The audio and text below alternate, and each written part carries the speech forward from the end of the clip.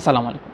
এবারের ঈদে সালামি হিসেবে আমি ইমাম গাজ্জালির চিঠি বইটিকে সিলেক্ট করেছি এবং এই বইটির ৫টি কপি কিনেছি যেন নির্ধারিত ৫ জনকে আমি এই বইটি সালামি হিসেবে দিতে পারি।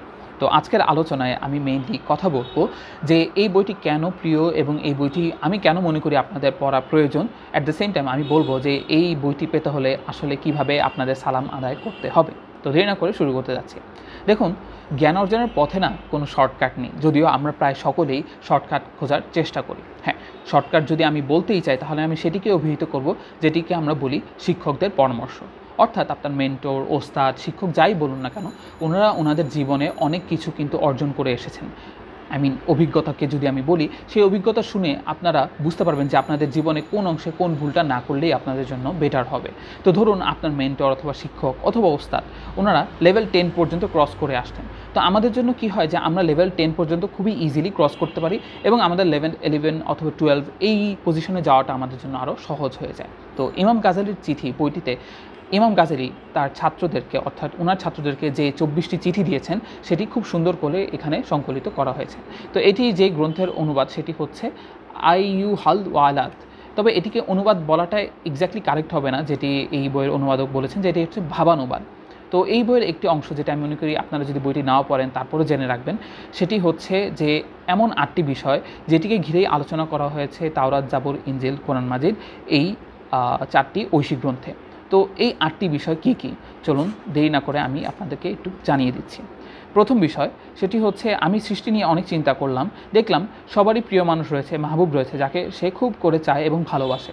এসব মাহবুবদের কেউ কেউ তাদেরকে আমৃত্যু সঙ্গ দেয়, কেউ আবার যায় কবর পর্যন্ত, আবার সবাই ফিরে আসে, ছেড়ে আসে সম্পূর্ণ একা ফেলে, কেউ তার সাথে কবরগৃহে প্রবেশ করে না। বিষয়টি নিয়ে আমি ভাবলাম এবং নিজেকে বললাম, ব্যক্তির আসল মাহবুব তো সেটাই যা তার সাথে কবরে যায় এবং তার নিঃসঙ্গতা দূর করে। দেখলাম একমাত্র নেক আমলই এমন সঙ্গ দেয়, তাই এটাকেই আমি আমার মাহবুব হিসেবে গ্রহণ করলাম, যাতে কাল অন্ধকার কবরে এটাই হয় আমার প্রতি। আমি একটু সংক্ষিপ্ত করে বলছি। তো প্রথমত যে বিষয়টি উল্লেখ করা আছে সেটা হচ্ছে আপনাদের আমল। দ্বিতীয়ত যে বিষয়টি উল্লেখ করেছে সেটি হচ্ছে, আমি দেখেছি মানুষ তার লালসা চরিতার্থ করতে ব্যস্ত, নফসের খায়েশ পূরণে অস্থির হয়ে ছুটছে। যেখানে আল্লাহর আয়াত লেখা আছে যে পক্ষান্তরে যে স্বীয় প্রতিপালকের সামনে উপস্থিত হওয়ার ভয় রেখেছে এবং কুপ্রবৃত্তি থেকে নিজেকে বিরত রেখেছে, জান্নাতি হবে তার আবাস। তো এখানে দ্বিতীয় যে বিষয়টি হচ্ছে যে আমাদের নফস অথবা কুপ্রবৃত্তিকে আমাদেরকে নিয়ন্ত্রণে রাখতে হবে। তৃতীয় বিষয়টি হচ্ছে, আমি দেখি যে জগতের সব মানুষ দুনিয়ার খড়কুটো জমা করতে শশব্যস্ত, যে যত পারে জমা করছে এবং শক্তভাবে আঁকড়ে ধরে থাকছে। ফলে আমি আল্লাহর জন্য দুনিয়াবী বিষয়গুলো ছেড়ে দিলাম, গরিবদের মাঝে বিতরণ করে দিলাম, যেন আমার এই সম্পদগুলো আল্লাহর কাছে জমা থাকে। কারণ আল্লাহ বলেছেন, তোমাদের কাছে যা আছে তা নিঃশেষ হয়ে যাবে এবং আল্লাহর কাছে যা আছে তা চিরস্থায়ী থাকবে। তো তৃতীয় যে বিষয়টি হচ্ছে যে এই যে জগতের যে মোহমায়া, এই জিনিসগুলো থেকে আমাদের দূরে থাকতে হবে, অর্থাৎ ক্ষণস্থায়ী দুনিয়ার যে মেটেরিয়ালিস্টিক চিন্তাভাবনা সেই জিনিসগুলো থেকে আমাদের নিজেদেরকে দূরে রাখতে হবে। এবং চতুর্থ যে বিষয়টি এখানে খুব সুন্দর উল্লেখ করা হয়েছে সেটি হচ্ছে, যেসব মানুষদেরকে আমি প্রত্যক্ষ করেছি তারা ভাবে তাদের সম্মান মর্যাদা বুঝি পরিবার পরিজন এবং সাঙ্গপাঙ্গ বড় করার মাঝে এগুলো আত্মমুগ্ধ করে রেখেছে তাদের। আরেক দলের দাবি সম্মান মর্যাদা রয়েছে সম্পদের বিশাল স্তূপ এবং সন্তান সন্ততির মাঝে।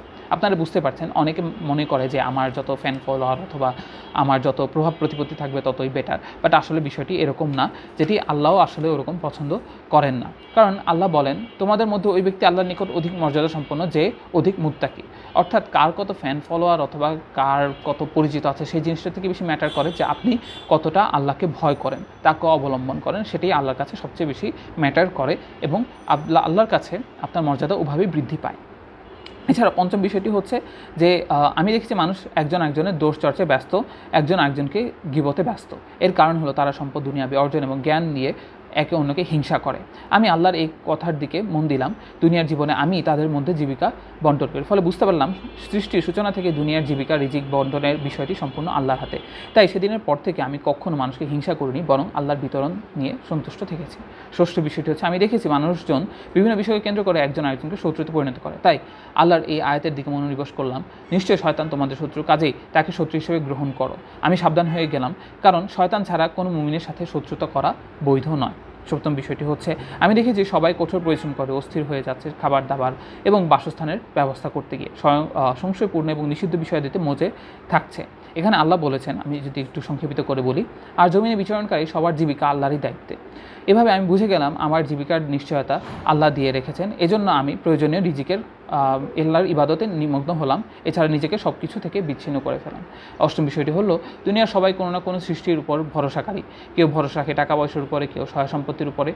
তো আমি আল্লাহর কালামে এই আয়াতের দিকে তাকালাম, যে ব্যক্তি আল্লাহর উপর নির্ভর করবে তার জন্য তিনি যথেষ্ট হবেন।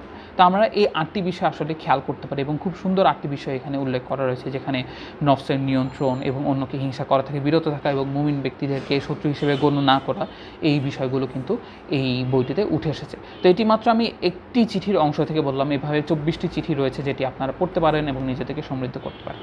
তো চলে আসি যে এই বইটি যদি সালামি হিসেবে পেতে চান তাহলে আপনাদের কী করতে হবে। খুবই সিম্পল, আমার যে এই যে ফেসবুক পেজ রয়েছে, এই ফেসবুক পেজের দেখবেন যে রিকমেন্ডেশন একটা পার্ট রয়েছে। এখানে রেকমেন্ডেশন পার্টে এসে আপনারা আপনার এই পেজ অথবা আমার কার্যকলাপের ব্যাপারে আপনারা অনেস্ট অপিনিয়ন দেবেন, খারাপ হলে খারাপ, ভালো হলে ভালো। এই বিষয়গুলো যখন আপনারা উল্লেখ করবেন, তখনই আসলে আমি সেই লেখাগুলো থেকে বাছাই করবো যে 5টি লেখা সবচেয়ে বেশি সুন্দর হয়েছে এবং যেটা সবচেয়ে বেশি কনস্ট্রাকটিভ এবং অনেস্ট, সেই 5টি লেখাকেই আমি সিলেক্ট করব এবং এই 5টি বই সালামি হিসেবে আমি দিব। সো আশা করি আপনারা আমার এই ইনস্ট্রাকশন অথবা আলোচনা এগুলো বুঝতে পেরেছেন। সো আজকে এতটুকুই, ধন্যবাদ, আল্লাহ হাফেজ, আসসালামু আলাইকুম।